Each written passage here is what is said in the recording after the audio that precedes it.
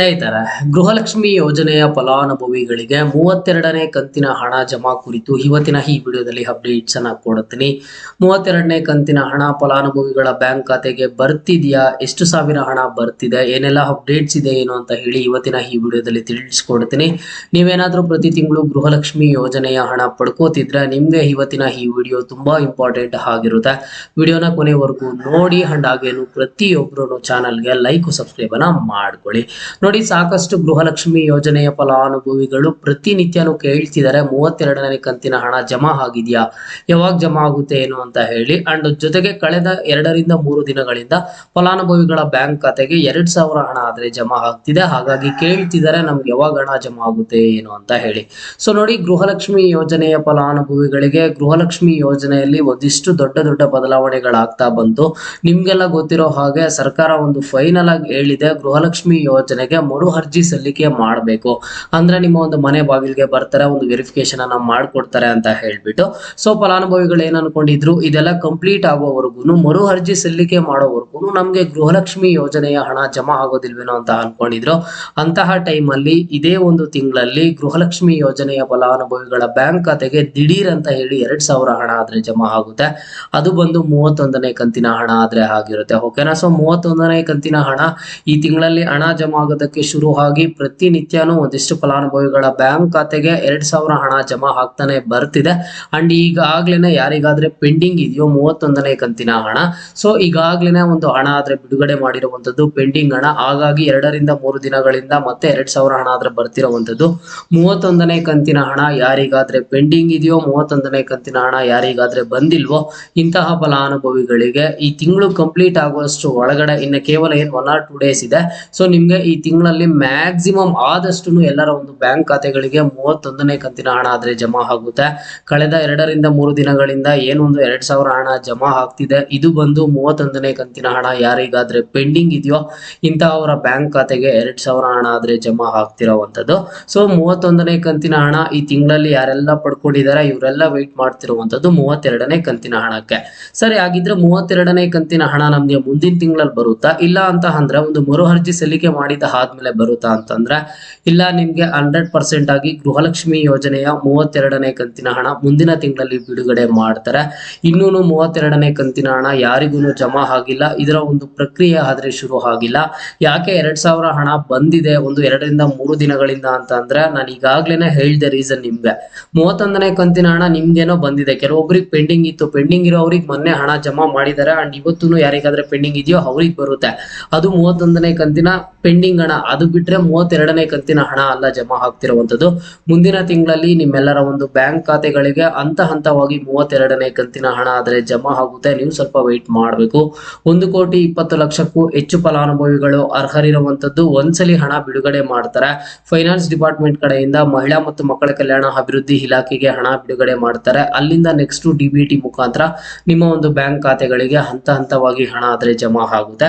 And ಇನ್ನೊಂದು, ಹೌದಾ 32ನೇ ಕಂತಿನ ಹಣ ಜಮಾ ಮಾಡೋ ಟೈಮ್ ಅಲ್ಲಿ 4000 ಜಮಾ ಆಗುತ್ತಂತೆ ಅಂತ ಹೇಳಿ ಸಾಕಷ್ಟು ಜನ ಕೇಳ್ತಾ ಇದ್ದಾರೆ.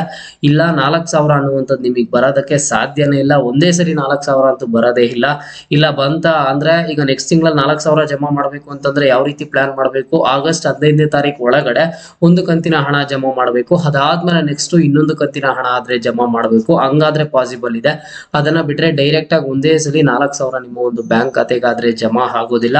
ಅಂಡ್ ಇನ್ನೊಂದು, ಈಗಾಗ್ಲೇನೆ ಒಂದಿಷ್ಟು ತಿಂಗಳ ಹಣ ಸರ್ಕಾರದ ಕಡೆಯಿಂದ ಬಾಕಿ ಇರುವಂತದ್ದು. ಈಗ ಲಾಸ್ಟ್ ಇಯರ್ ಅಲ್ಲೇ ಫೆಬ್ರವರಿ ಮಾರ್ಚ್ ತಿಂಗಳ ಹಣ ಬಿಡುಗಡೆ ಮಾಡಿಲ್ಲ, ಈ ಒಂದು ಹಣ ಜಮಾ ಮಾಡಿಲ್ಲ, ಮಿಸ್ ಆಗಿದೆ ಅಂತ ಹೇಳ್ಬಿಟ್ಟು ಒಂದಿಷ್ಟು ನ್ಯೂಸಸ್ ಎಲ್ಲ ವೈರಲ್ ಆಗಿದ್ದು ನೀವು ಸಹ ಕೇಳಿದ್ದೀರಾ.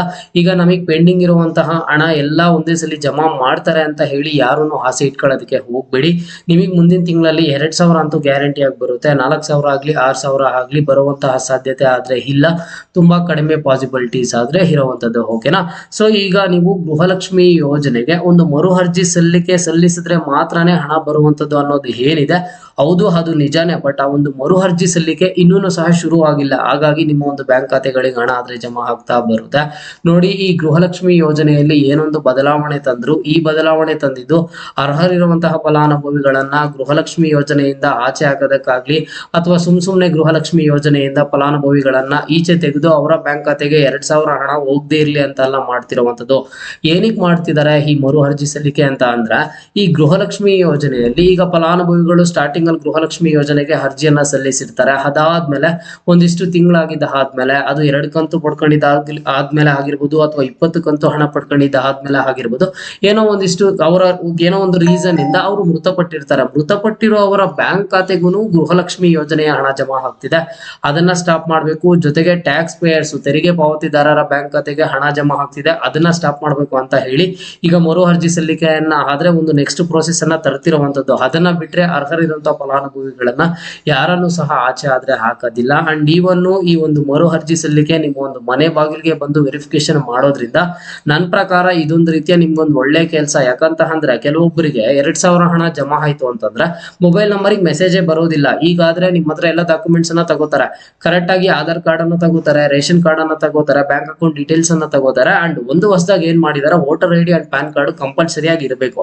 ಇಷ್ಟು ಡಾಕ್ಯುಮೆಂಟ್ಸ್ ಅನ್ನ ನೀವು ಕೊಟ್ರೆ ನಿಮ್ ಎಲ್ಲಾ ಡಾಕ್ಯುಮೆಂಟ್ಸ್ ಅಪ್ಡೇಟ್ ಆಗುತ್ತೆ. ಜೊತೆಗೆ ಒಂದಿಷ್ಟು ಬ್ಯಾಂಕ್ ಅಕೌಂಟ್ ಡೀಟೇಲ್ಸ್ ಆಗಿರ್ಬೋದು ಅಥವಾ ಬೇರೆ ಏನೇ ಆಗಿರ್ಬೋದು ಎಲ್ಲಾನು ನೀಟಾಗಿ ಅಪ್ಡೇಟ್ ಆಗುತ್ತೆ. ಅವಾಗ ನಿಮ್ಗೆ ಏನಾಗುತ್ತೆ, ಗೃಹಲಕ್ಷ್ಮಿ ಯೋಜನೆ ಹಣ ಇನ್ನ ನೆಕ್ಸ್ಟ್ ಎಷ್ಟು ವರ್ಷ ಬರುತ್ತೋ ಅಷ್ಟು ವರ್ಷನೂ ಸಹ ಕರೆಕ್ಟ್ ಆಗಿ 2,000 ಜಮಾ ಆಗುತ್ತೆ.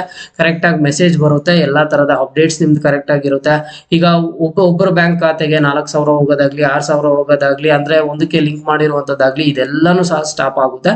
ನಿಮ್ಗೆ ಇದೊಂದು ರೀತಿಯ ಸಹಾಯ ಆಗೋದೇ ಸರ್ಕಾರ ಕಡೆಯಿಂದ ಮಾಡ್ತಿರುವಂತದ್ದು. ನೋಡಿ, ಈ ಒಂದು ಮರು ಅರ್ಜಿ ಸಲ್ಲಿಕೆ ಇನ್ನೂ ಸಹ ಶುರು ಆಗಿಲ್ಲ.